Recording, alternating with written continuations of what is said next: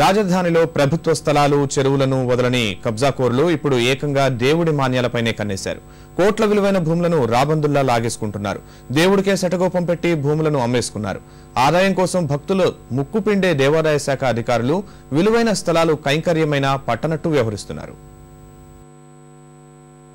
హైదరాబాద్ శివారులో కోట్ల రూపాయల విలువైన దేవాలయ భూములకు కొందరు ప్రబుద్ధులు ఎసరు పెడుతున్నారు. రంగారెడ్డి జిల్లా రామంతపూర్లో దేవాదాయ ధర్మాదాయ శాఖ ఆధీనంలో ఉన్న కోట్ల విలువైన భూములను కబ్జాదారులు, స్థిరాస్తి వ్యాపారులు యథేచ్ఛగా కబ్జా చేశారు. పాత రామంతపూర్లోని పురాతన మల్లికార్జున స్వామి ఆలయానికి స్థానికంగా 2 ఎకరాలకు పైగా భూములు ఉన్నాయి.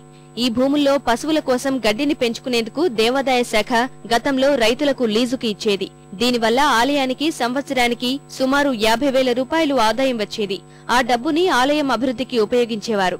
ఇప్పుడు ఈ భూములకు డిమాండ్ పెరగడం వల్ల కబ్జాదారులు, స్థిరాస్తి వ్యాపారులు ఆలయ ధర్మకర్తల మండలిలోని కొందరి సహకారంతో భూములను ఆక్రమించుకుని అమ్మేశారు. కొందరు ఇళ్లు నిర్మించుకున్నారు. ఆలయం వెనుకున్న భూముల్లోనూ కబ్జాదారులు ప్లాట్లు వేసి అమ్మేశారు.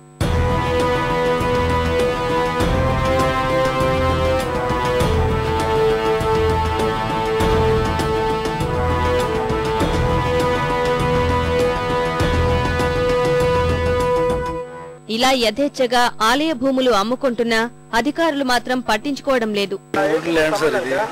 సర్వే నెంబర్ 91/91/92 33 గుంటల ల్యాండ్, సుమారు 6 గుంటల ల్యాండ్ కబ్జాకు ఉంది.